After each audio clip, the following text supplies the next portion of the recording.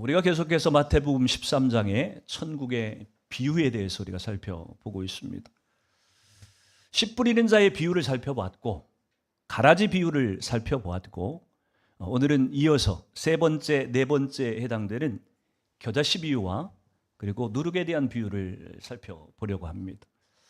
여러분, 우리가 이 마태복음 13장의 천국의 비유들을 우리가 읽으면서 조심해야 될 것이 있습니다. 우리는 천국 하면은 가장 먼저 떠오르는 것이 뭐냐면 죽고 난 이후에 가서 살게 될 세상, 영원한 그 나라, 아니면 예수님이 재림하시고 나서 그리고 나서 완성되게 될 최후의 왕국, 그 천국을 우리는 상상하기가 쉽다고 하는 것입니다. 맞아요. 그것이 분명히 천국이고 우리가 최후에 사모해야 될 천국인 것도 맞습니다. 그럼에도 불구하고 마태복음 23장에서 예수님이 천국 비유를 얘기할 때 우리가 그렇게 흔히 상상하는 마지막 최후에 완성될 영원한 나라, 영원한 나라에서 완성될 그 천국을 생각하고 오늘 이 비유를 보게 되면 우리는 자칫 잘못하면 실수를 하게 되어 있다고 하는 것입니다.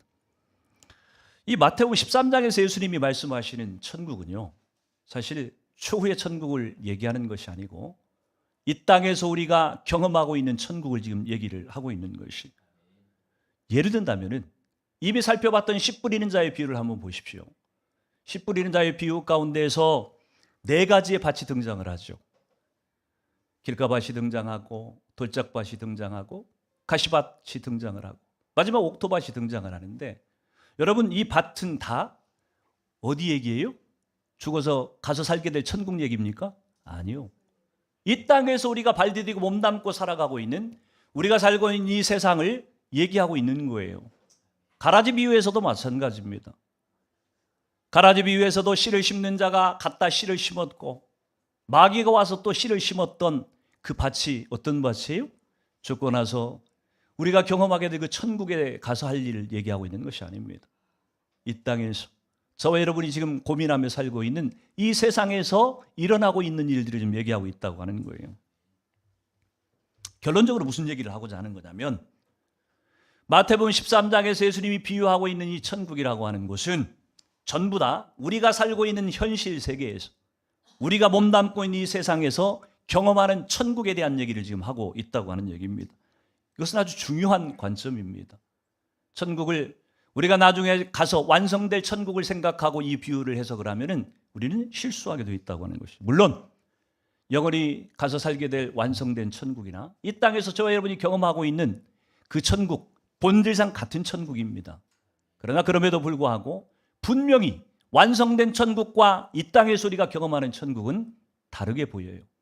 본질이 다른 것이 아니라 죄악이 지배하고 있는 세상 가운데 죄악된 저와 여러분이 천국을 살아가고 있기 때문에 느껴지는 게 다르다고 하는 얘기입니다.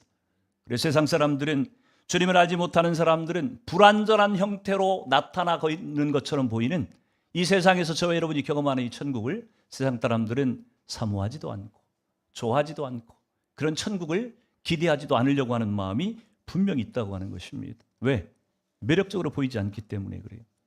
누가 예수를 믿는데, 예수 믿고 천국이 우리 속에 들어왔는데, 누가 그럼에도 불구하고 계속해서 고난이 있고 계속해서 어려움이 있고 계속해서 파도가 있는 그런 세상을 살고 싶다고 하는 사람이 있겠어요?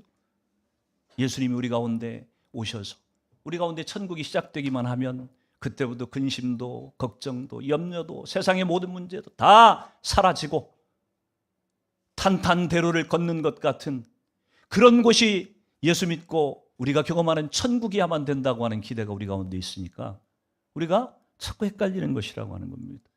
아무튼 간에 오늘 본문에서 지금 두 가지 비유를 얘기를 해주고 있어요. 하나는 겨자씨 비유고 하나는 누룩 비유입니다. 먼저 첫 번째 겨자씨 비유를 한번 살펴봅니다. 31절 32절을 같이 다시 한번 읽도록 합니다. 시작. 이 비유를 들어 이르시되 천국은 마치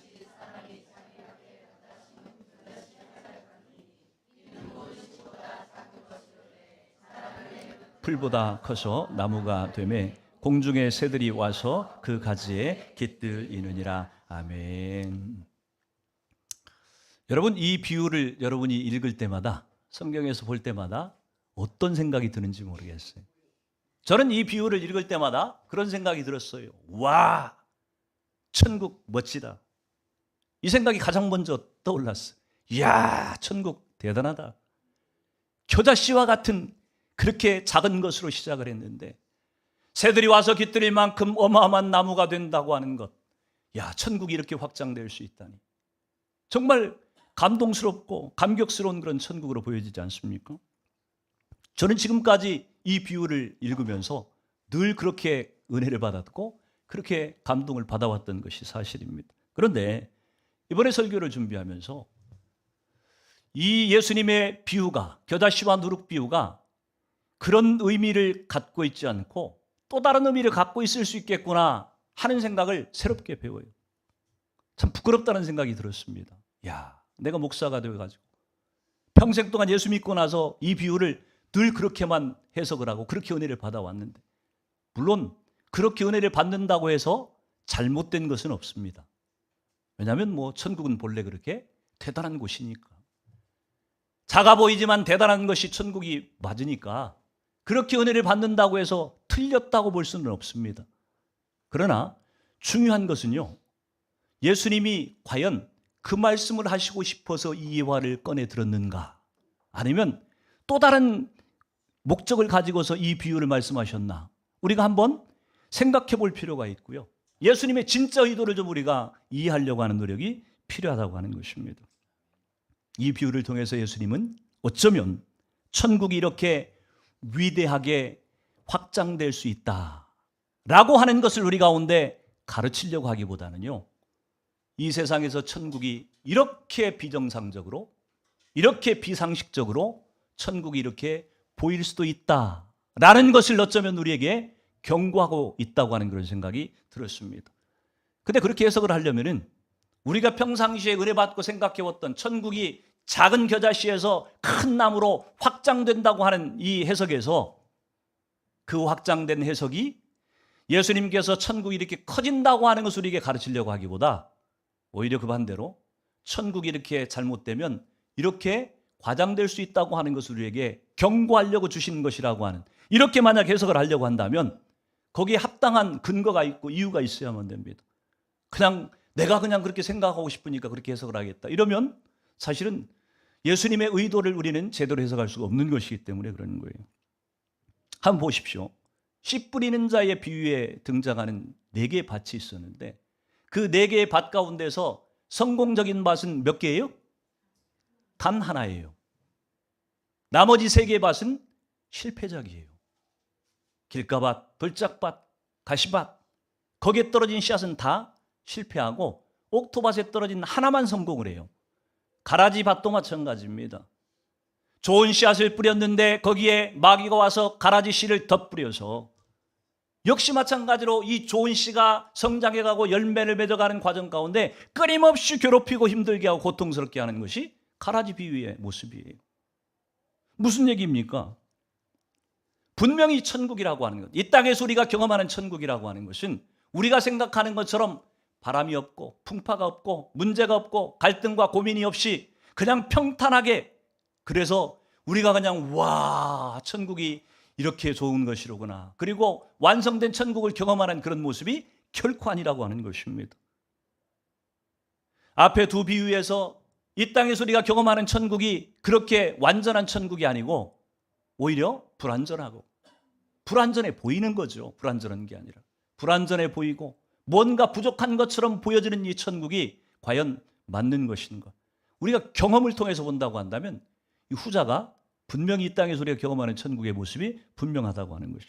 근데 앞에 두 비유에서 분명히 우리가 경험하는 천국이 그런 것이라 얘기를 했는데, 세 번째 이 겨자씨 비유에서만, 누룩 비유에서만 천국이 마치 완성된 천국의 모습처럼 멋지고 그럴싸한 그런 천국으로 그렇게 열매를 맺었다, 이렇게 해석을 한다고 하는 것은 앞에 해석하고 비춰볼 때 형평성에 있어서 좀 안 맞는다고 하는 것입니다.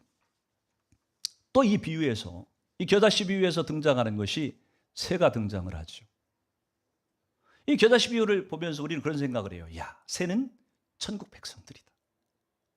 겨자씨는 이 조그만 거에서 큰 나무, 천국이 이렇게 자라가지고 이렇게 서 있으니까 거기에 누가요? 천국 백성인 저 여러분들이 거기에 가서 쉼을 얻고 안식을 얻고 우리가 이렇게 해석을 했다니까요. 멋진 해석 같죠. 그럴싸한 해석 같죠. 그러나 여러분 이 새라고 하는 이 존재를 만약 예수님께서 비유를 드릴 때 이것이 우리 천국 백성을 상징하는 것이 아니고 다른 것을 상징하는 것이라고 한다면 해석을 우리는 달리 해야 돼요. 여러분 성경에서 대부분의 경우에 새라고 하는 동물을 등장시킬 때 긍정적인 의미로 쓰지 않고 부정적인 의미로 쓰고 있다고 하는 소리는 기억해야 돼요. 여러분 씨 뿌리는 자의 비유에서도 마찬가지예요. 또 이 비유를 갖다가 씨 뿌리는 자의 비유에서 보면은 씨를 뿌려놨더니 누가 와서 먹어버립니까? 새가 와서 먹어버려요. 그러니까 말씀을 하나님의 이 선한 말씀을 와서 방해하고 먹어버리는 존재가 누구냐면은 새라고 지금 얘기를 하고 있어요. 부정적인 뉘앙스로 이 동물, 이 새라고 하는 동물을 앞에 비유에 사용을 했는데 앞에서는 그렇게 새를 부정적으로 쓰고 여기에서는 긍정적으로 쓴다? 이것도 안 맞는 얘기로 볼 수 있다고 하는 것입니다. 또 한 가지, 작은 겨자씨가 큰 나무로 성장했다. 이것을 어떻게 이해하는가도 굉장히 중요합니다. 여러분, 겨자를 아시죠, 여러분? 아십니까? 네, 몰라도 괜찮아요. 제가 보여줄 거니까. 사진 한번 띄워줘 보세요. 저기 이스라엘 성지순례 가서 찍은 겨자입니다. 저게. 네. 갈멜산 올라가는 길목에도 저 겨자 꽃이 많이 피어 있었고, 갈릴리 호수 주변에 있는 곳에서도 저 겨자 씨가 많이 뿌려져 저기 꽃을 피우고 있더라고요. 노란 꽃, 마치 꼭 유채꽃하고 비슷하죠. 저 얘기는 무슨 얘기예요? 겨자는 채소의 채소. 1년생 식물이에요. 가을이 되면 저렇게 열매를 맺고 대가 다 죽어버리고 그 다음에는 또 씨를 뿌려야만 나는 채소예요. 1년생 채소 작물이라고 하는 것입니다. 근데 저건 좀 자세하게 보여주는 거고요.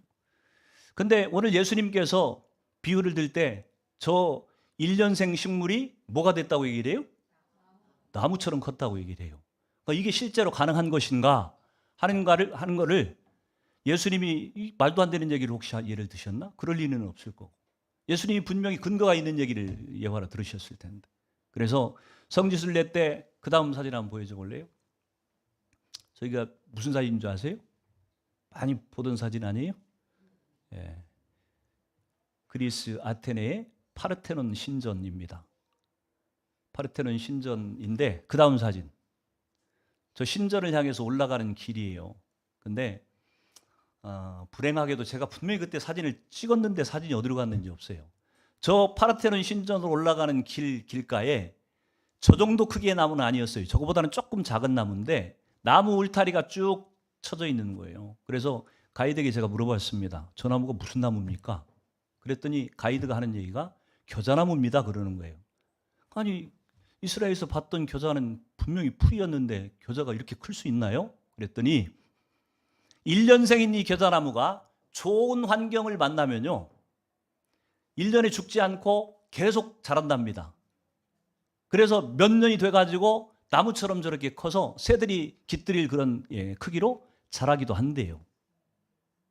그러니까 예수님이 저 비유를 든 것은 틀린 비유를 한 것은 아니에요. 예수님은 정확한 지식을 갖고 분명히 이 예화를 들고 있다고 하는 것입니다.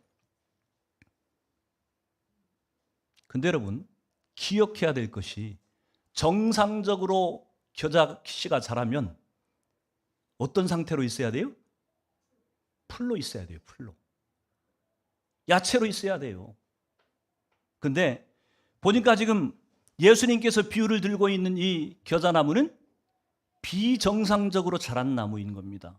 예외적인 경우를 예수님이 지금 예를 들고 있다고 하는 것이에요. 비정상적이고 지극히 부자연스러운 그런 성장을 예수님이 예로 들고 있다고 하는 것입니다.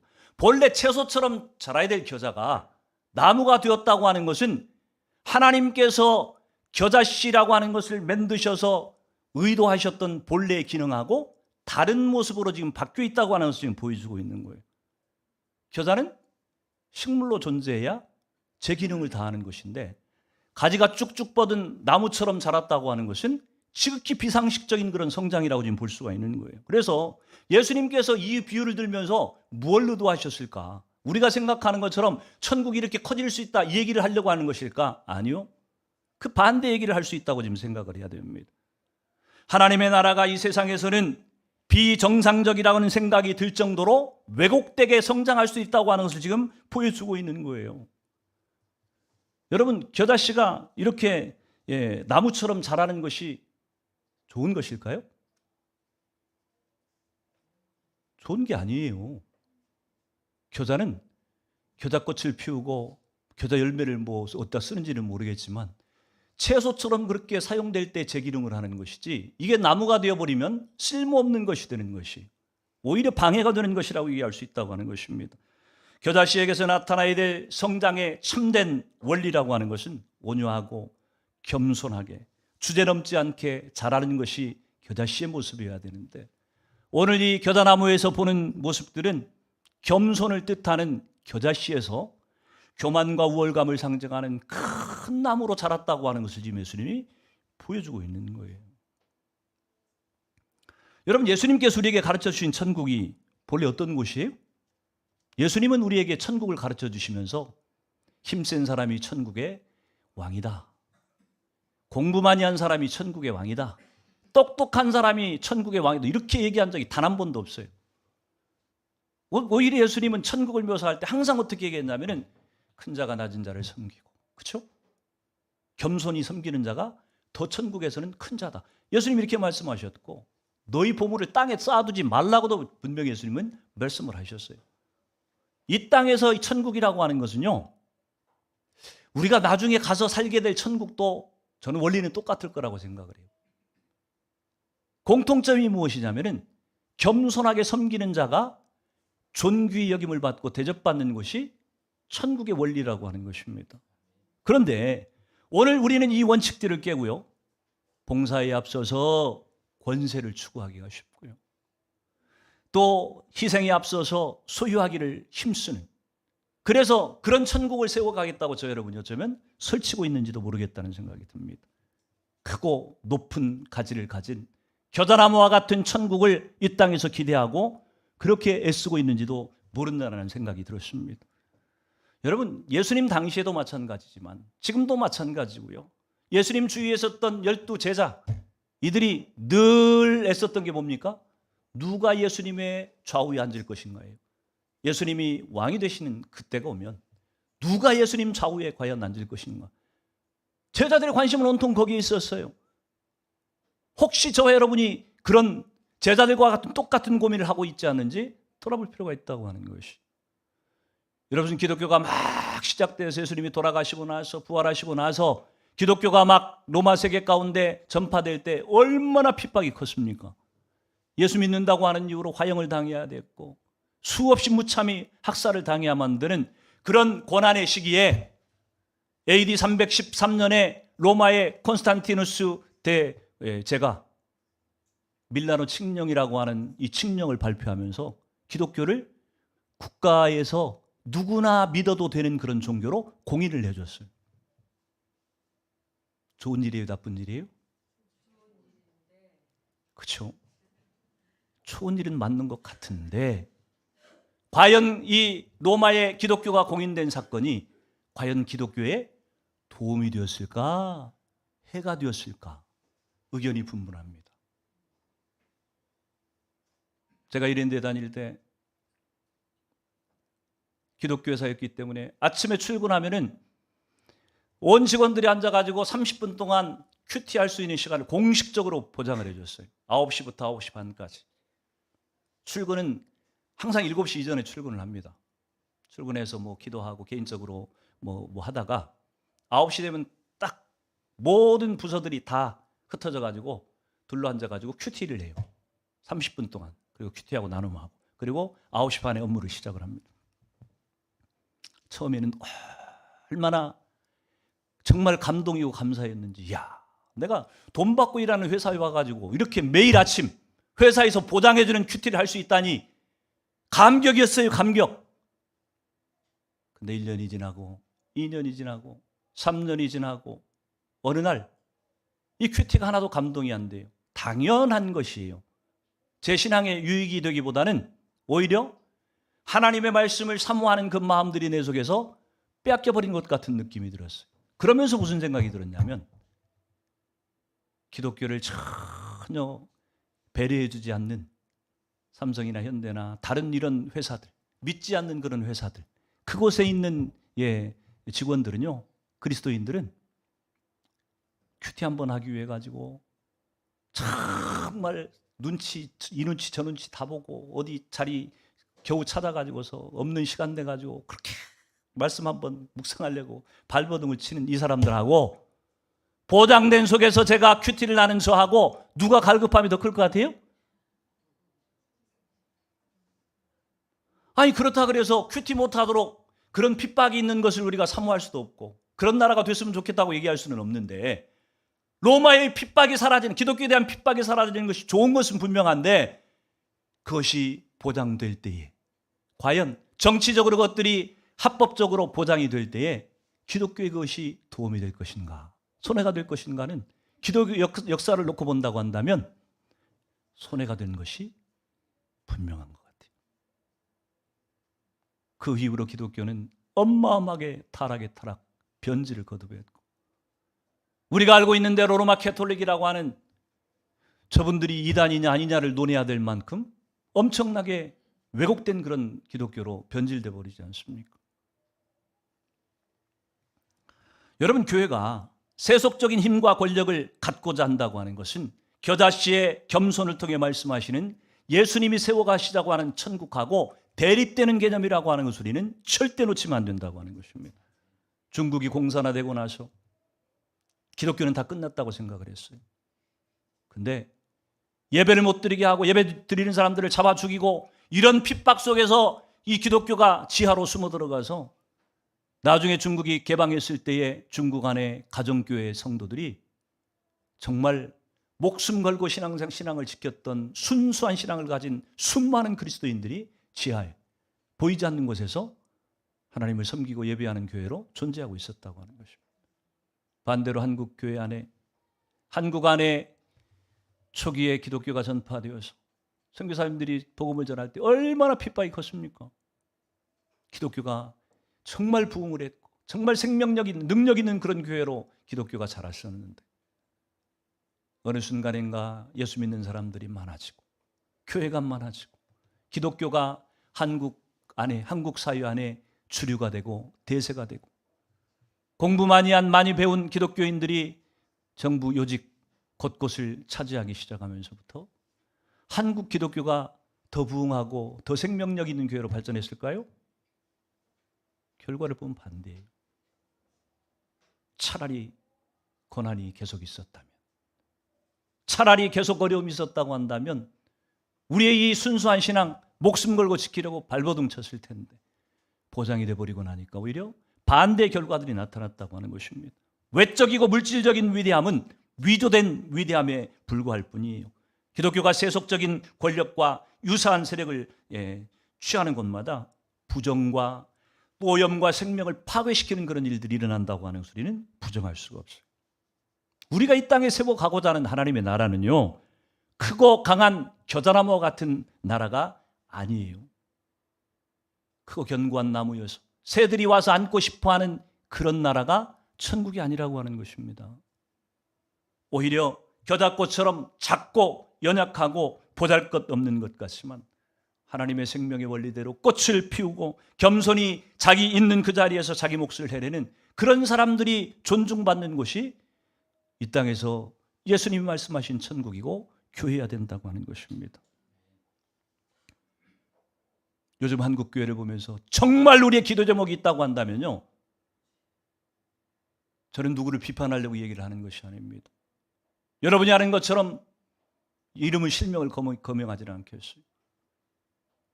전모 목사님,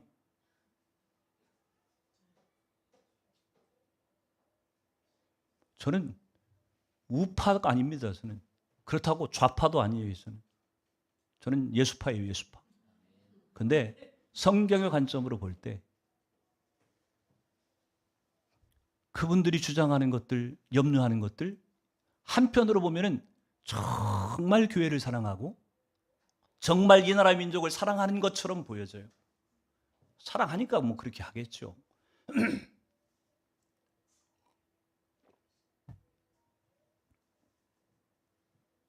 교회 안에 동성애가 이 사회를 파괴하고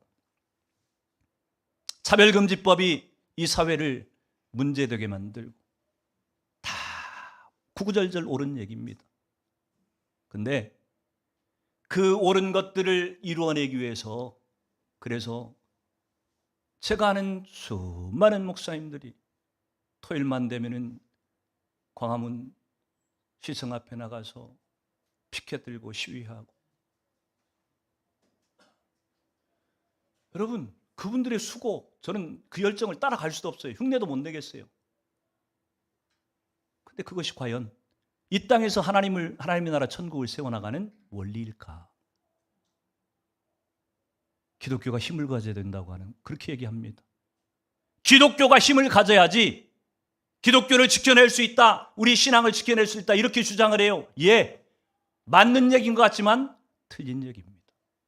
기독교는 세상의 정치가 권력이 세상의 힘이 우리를 보호해 준다고 해서 기독교가 서가는 것이 아니에요. 기독교가 유지되는 딱 한 가지 비결이 있다고 한다면 예수님의 그 십자가의 보혈로만 이 교회가 세워져 가는 것이지. 근데 우리가 그 외에 다른 것들을 의지하기 시작할 때 우리는 어쩌면 이 겨자나무와 같은 왜곡되고 잘못된 세상 사람들이 선호하는 안고 싶어하고 사모하는 그런 천국을 우리가 만약 꿈꾸고 사모하고 그런 나라를 이루어가겠다고 한다면 우리는 변질된 기독교고요. 본질에서 떠난 기독교일 수 있다고 하는 것입니다. 사랑하는 성도 여러분, 바로 우리 교회가 정말 이 거대한 겨자나무와 같은 그런 천국을 사모하는 교회가 아니라 작고 보잘것없고 천한 것 같아도 겨자 꽃의 역할들을 제대로 감당하는 그런 교회로 성도로 서갈 수 있기를 주님 축원합니다. 두 번째 비유는 누룩에 관한 비유입니다. 오늘 33절을 같이 한번 읽어보죠. 33절 시작. 또 비유로 말씀하시되 천국은 마치 여자가 가루 서말 속에 갖다 넣어 전부 부풀게 한 누룩과 같으니라. 아멘. 겨자씨의 비유도 제가 잘못 이해를 하고 있었다고 한다면 누룩에 대한 비유도 마찬가지. 누룩 비유를 보면서 항상 무슨 생각을 했냐면은 와우, 밀가루 속에 누룩 한 줌을 집어넣었더니 이만큼 크기로 키워냈다. 이야, 천국을 이렇게 멋지게 키워낼 수 있다니. 여러분 그렇게 은혜를 받았어요. 근데 여러분 한번 잘 생각해 보십시오. 우리가 평상시에 갖고 있었던 선입견을 좀 내려놓을 필요가 있어요. 만약 그렇게 해석을 한다고 한다면요, 이 누룩이 상징하는 것이 뭐예요? 천국이에요. 천국. 그렇죠? 천국이 이 세상 밭에 들어오면 그 조그맸던 누룩과 같은 조그맸던 천국이 어마어마한 크기로 이렇게 확장된다. 이렇게 우리가 해석을 한다고 한다면 그 누룩이 뭘 상징하는 것이에요? 천국을 상징하는 것이에요.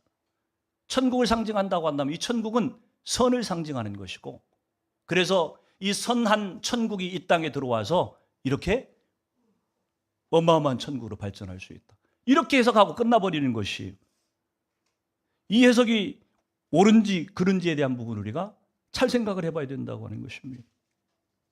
여러분 성경에서 누룩이라고 하는 비유를 들면서 단 한 번이라도 긍정적인 쪽으로 이 누룩을 비유한 적이 있는지 있으면 한번 여러분 찾아와 보세요. 없어요. 제가 아는 성경, 제가 보는 성경에는 없습니다. 누룩은 항상 부패를 상징하는 것이고 악한 것을 상징하는 때에 누룩이라고 하는 이 단어를 쓰지, 한 번도 성경에서 누룩을 좋은 쪽으로 해석한 적이 없어요. 근데 유일하게 여기서만 누룩을 좋은 쪽으로 사용하고 있다? 말이 됩니까? 성경 전체에서 누룩을 악한 것으로, 부패한 것으로 그렇게 묘사를 하고 있는데 여기에서만 예수님이 유일하게 누룩을 좋은 것으로 얘기하고 있다? 말이 안 되는 얘기예요. 다른 성경과 맞지 않는 그런 얘기입니다. 그래서 이 누룩 비유를 우리가 다시 한번 생각을 해봐야 되는 것이, 여러분 누룩은 그 자체가 부패한 것이기 때문에 결코 선한 것이 될 수 없어요. 부패하고 파괴하는 기능을 할 뿐이지. 그래서 이 누룩이라고 하는 것은요, 그냥 누룩만 갖고 생각을 하면 이해가 잘 안 가요. 그래서 가루서말이라고 하는 단어와 비교해서 이 누룩을 이해할 필요가 있다고 하는 것입니다. 가루서말. 가루서말이라고 하는 이 단어를 가장 먼저 언급하고 있는 성경은 창세기 18장 6절입니다. 같이 한번 보여주실래요? 같이 한번 읽습니다. 시작. 아브라함이 급히 장막으로 가서 사라에게 이르되 속히 고운 가루 세 쌀을 가져다가 반죽하여 떡을 만들라 하고. 저 장면은 여러분 잘 아시는 장면이에요. 아브라함이 상수리 나무 밑에 앉아서 이렇게 그늘에서 쉬고 있는데 저기서 세 사람이 나타납니다. 나그네 세 사람이 찾아와요. 그 사람들은 누구였어요? 소돔 땅을 멸하러 가는 천사였어요. 천사. 아브라함은 천사인지 모릅니다. 부지 중에 천사를 대접한 사람이 있었다 할 때 이 사건을 얘기하고 있는 거예요. 아브라함이 세 사람의 나그네를 청중하게 대접을 하는 거예요. 지금 막 각종 음식을 만들고 그러면서 자기 아내 사라에게 가루 세 쌀을 가져다가 떡을 급히 만들라. 이 세 쌀이라고 하는 것이 서말이라고 하는 단어하고 같은 단어입니다. 그리고 나중에 보면은 이 한 에바라고 하는 단어하고도 같은 의미예요. 하여튼 아브라함이 이 사라를 통해서 떡 만들 때 처음으로 이 가루 서말이라고 하는 단어가 등장을 했다고 하는 것이. 이 단어는요, 나중에 사사기로 가면은 기드온이 하나님 앞에 예물을 드릴 때도 그렇게 얘기를 해요. 기드온이 가서 염소 새끼 하나를 준비하고 가루 한 에바로 무교병을 만들고, 여기서 이 한 에바가 한 세스아이고요, 가루 서말에 해당되는 단어입니다. 똑같은 단어를 지금 쓰고 있는 거예요. 사무엘상 1장 24절에 보면은 한나가 하나님 앞에 자기 그 하나밖에 없는 자식을 바칠 때 역시 이 단어를 씁니다. 젖을 땐 후에 그를 데리고 올라갈새 수소 세 마리와 밀가루 한 에바와, 이 한 에바가 세스아이고 가루 서말에 해당되는 단어라고 하는 것입니다. 여러분, 이 사라로부터 시작됐던 이 세스아, 한 에바, 가루 서말이라고 하는 이 단어는요, 나중에 성경을 여러분이 이렇게 주의 깊게 보면은 하나님 앞에 드릴 소제를 얘기할 때, 소제를 드릴 때 반드시 이 한 에바를 소제로 드리도록 되어 있어요. 우리가 잘 아는 것처럼 구약의 이스라엘의 제사들이 여러 개 있죠. 5개 제사, 보통 5대 제사를 얘기할 때 번제, 소제, 화목제, 속제제, 속건제 이렇게 얘기를 합니다. 근데 이 소제의 역할이 뭐냐면 각각의 제사마다 역할이 있어요. 의미가 있어요. 근데 이 소제의 의미는 무엇이냐면은 하나님 앞에 예배하는 자와 하나님과의 이 예배 관계, 그 사이에 다른 어떤 것들이 끼어서는 안 된다고 하는 것들을 상징적으로 보여주기 위해서 이 소제를 드릴 때는요, 절대로 뭘 넣지 못하도록 누룩을 못 넣게 하고 또 꿀을 못 넣게 해요. 누룩은 부패를 상징하는 것이고 꿀이라고 하는 것은 세상의 향락을 상징하는 의미이기 때문에 절대 못 넣게 해요. 소제를 드릴 때에 누룩을 넣지 못하게 한다. 그것은 중요한 의미가 있는 것입니다. 제사 드리는 이 제사자와 제사를 받으시는 하나님과 사이에 어떤 것도 끼어서는 안 된다고 하는, 완전한 친교를 이루어내기 위해서 어떤 것도 끼어들어서는 안 된다고 하는 것을 강조하기 위해 이 지금 누룩을 못 넣게 한다고 하는 것입니다. 이렇게 누룩이 성경에서 분명히 부정적인 의미로 사용되고 있는데, 여기서만 예수님이 누룩을 천국을 상징한다, 이거는 잘못된 해석이 분명하다고 하는 것입니다. 사도 바울도 누룩에 대해서 그렇게 얘기를 하죠. 고린도서 5장 6절에서 8절 말씀에 보면 너희가 자랑하는 것이 옳지 아니하로다. 적은 누룩이 온 덩이에 퍼지는 것을 알지 못하느냐. 너희는 누룩 없는 자인데 새 덩어리가 되기 위하여 묵은 누룩을 내버리라. 우리의 유월절 양 곧 그리스도께서 희생되셨느니라. 이러므로 우리가 명절을 지키되 묵은 누룩으로도 말고 악하고 악의에 찬 누룩으로도 말고 누룩이 없이 오직 순전함과 진실함의 떡으로 하자. 아멘. 사도 바울이 고린도 교회 안에 있었던 음행을 고린도 교회 성도들이 방치해두고 있는 것을 얘기를 하면서 이 누룩 얘기를 하고 있는 거예요. 적은 누룩이 온 덩이에 퍼지는 것을 알지 못하느냐. 누룩 자체는 본래 부패한 성질을 갖고 있는 것이기 때문에 이 누룩이라고 하는 것이 온 덩이에 영향을 미치게 되어 있는데, 너희 속에 있는 이 음행을 너희들이 처리하지 않으면 그 음행이 교회 안의 성도들 가운데 보편화될 것이고, 그래도 되는 줄 알 것이고, 그래서 교회를 망하게 하지 않겠느냐, 그렇게 사도 바울이 경고하는 그런 얘기입니다. 예수님께서도 누룩에 대해서 분명하게 말씀을 하세요. 누가복음 16장 6절을 같이 한번 보시겠습니다. 같이 읽습니다. 시작. 예수께서 이르시되 삼가 바리새인과 사두개인들의 누룩을 주의하라 하시니. 마가복음 8장 15절도 같이 읽습니다. 시작. 예수께서 경고하여 이르시되 삼가 바리새인들의 누룩과 헤롯의 누룩을 주의하라 하시니. 아멘. 다 예수님께서 누룩에 대해서 얘기하는 거예요 지금. 근데 세 가지의 누룩을 지금 얘기하고 있습니다. 첫 번째가 뭐예요? 바리새인의 누룩을 주의하라. 두 번째가 뭐예요? 사두개인의 누룩을 주의하라. 세 번째가 뭐예요? 헤롯의 누룩을 주의하라. 바리새인의 누룩은 뭘까요? 속으로는 딴 생각을 품고 있으면서 겉으로는 아닌 척하는 외식의 누룩을 얘기를 하고 있는 겁니다. 사두개인들의 누룩은 뭘까요? 사두개인들은 바리새인들하고는 달랐어요. 이 사두개인들의 특징이 뭐였습니까? 이 사람들은 부활도 믿지 않고 천사도 믿지 않고 영적인 존재도 믿지 않았어요. 그래서 예수님께서 이 사두개인의 누룩을 주의하라 하셨을 때의 의미는요, 합리주의적인 우리의 사고를 경계하라는 얘기예요. 그러니까 신비한 세계, 영적인 세계에 대해서 받아들이지 않고 손에 보이고 손에 만져지고 눈에 보이는 것만 믿겠다고 하는, 오늘날 어쩌면 이성적이고 합리주의적이고 과학적인 것들만 신봉하고 있는 사람들을 향해서 지금 누룩이라고 지금 지적을 하고 있는 것이죠. 헤롯의 누룩은 뭐겠습니까? 쉬운 얘기죠. 권력을 힘으로 삼고 그리고 세상의 정욕을 자기의 신처럼 여기는 그런, 이것이 지금 역시 누룩이라고 얘기를 하는 거예요. 예수님 말씀하시는 것들, 사도 바울이 얘기하는 것들을 종합해 본다고 한다면 성경에서 얘기하는 것은 외식도 누룩이고 합리주의도 누룩이고 유물론적인 사고도 누룩이고 형식적인 신앙생활도 누룩이고 악을 관용하는 것도 누룩이라고 지금 얘기를 하고 있는 거예요. 이 모든 누룩은 특징이 뭐라고요? 부패시키는, 파괴하는 그런 기능을 가진 것이 누룩이라고 얘기해요. 근데 예수님께서 누룩을 천국으로 비유를 했겠어요? 이 누룩의 영향하에 있으면요, 그 부패가 전체로 급속하게 퍼져나가서 하나님 나라를 망치는 그런 결과를 가져오게 되어 있는 것이에요. 그래서 오늘 예수님께서 이 누룩 비유를 말씀하시면서 우리에게 지금 도전하고 계시는 겁니다. 혹시 우리 속에 이런 누룩들이 숨겨져 있지 않은지 돌아보라고 하는 얘기예요. 혹시 우리 교회 가운데 숨겨져 있는 누룩이 없는지 한번 점검해 보라고 하는 얘기입니다. 우리에게 그런 누룩들이 숨겨져 있다고 한다면, 우리가 그 누룩을 방치한다고 한다면 그 누룩은 악한 것이기 때문에, 부패한 속성을 가진 것이기 때문에 우리 가운데서 나를 부패시킬 뿐만 아니라 우리 교회 공동체를 파괴하는 그런 역할들을 할 것이기 때문에 그래요. 저는 저 여러분들이 정말 보잘것없는 것 같지만 누룩 없는 빵은 맛이 지독히도 없습니다. 지독히도 없어요. 여러분은 그렇게 생각할지 몰라요. 아, 그러니까 누룩이 좋은 거 아닙니까?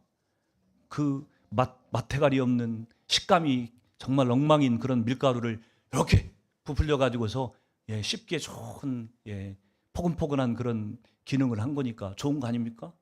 누룩 가지고 뭐도 하죠? 술도 담죠. 근데 뭐 술은 뭐 여러분이 아시다시피 알코올은 결코 우리 인체에 도움을 주는 것이 아니기 때문에 분명히 누룩의 역할이 안 좋은 것이 술에 있어서는. 누룩 가지고 또 뭐도 하죠. 감주 담을 때도, 식혜 담을 때도 누룩으로 쓰지 않나요? 아니에요. 그건 다행이네. 다행이야. 아무튼 우리는 아무리 누룩의 선한 기능을 얘기한다고 할지라도 누룩은 성경에서 좋은 것의 대명사가 아니라고 하는 것입니다. 그래서 우리 속에 있는 그 누룩들을 제거하는 노력이 필요하다고 하는 것이. 하여튼 간에 말씀을 정리하기를 원하는데, 이 땅에서 천국이라고 하는 곳은 외적으로 화려하거나 위험 있는 그런 모습으로 존재하지 않습니다. 비정상적으로 자라난 겨잣나무의 모습이 아니라 작고 연약하고 초라한 모습으로 우리 가운데 존재하고 있는 게 분명해요. 모든 것을 부패시키고 부풀려버리는 그런 능력 있는 누룩의 모습이 아니고요, 맛도 없는 몸이 건조한 누룩 없는 빵, 무교병과 같은 모습으로 이 땅에 존재하고 있는지 몰라요. 그래서 이사야 53장 2절에 보면은 메시아를 표현할 때 그렇게 표현하죠. 그는 주 앞에서 자라나기를 연한 순 같고 마른 땅에서 나온 뿌리 같아서 고운 모양도 없고 풍채도 없은즉 우리가 보기 흠모할 만한 아름다운 것이 없도다. 여러분, 유대인들이 실패했던 것은요, 메시아를 백마탄 왕자로 기대했기 때문에 메시아를 못 알아본 거예요. 만약 성경의 말씀을 이들이 제대로 해석하고 믿었다고 한다면 메시아를 알아봤겠죠. 메시아를 알아보지 못한 실수를 한 게 뭐예요? 메시아를 세상 사람들의 가치관으로, 그들이 기대하는, 꿈꾸는 그런 모습으로 메시아를 기대했어요. 정치적인 힘과 권세와 능력을 가지고 이스라엘을, 무너진 이 정치적인 이스라엘을 다시 독립시키고 회복시키고 다윗의 왕국을 회복시킬 것이고 막 이런 것들을 상상했으니까 이들이 실수한 것이라고 하는 것입니다. 저와 여러분이 하나님의 나라와 천국을 만약 겨자나무가 그렇게 장성해가지고 모든 새들이 흠모하고 깃들이고 싶은 모습으로 자라난 것, 이런 것으로 천국을 상상하는 순간에 어쩌면 우리 속에도 왜곡되고 잘못된 천국관을 가지고 우리도 잘못된 신앙의 길로 갈 수 있다고 하는 것입니다. 마가복음 10장 43절 45절을 마지막으로 읽도록 하겠습니다. 같이 읽습니다. 시작. 너희 중에는 그렇지 않을지니 너희 중에 누구든지 크고자 하는 자는 너희를 섬기는 자가 되고 너희 중에 누구든지 으뜸이 되고자 하는 자는 모든 사람의 종이 되어야 하리라.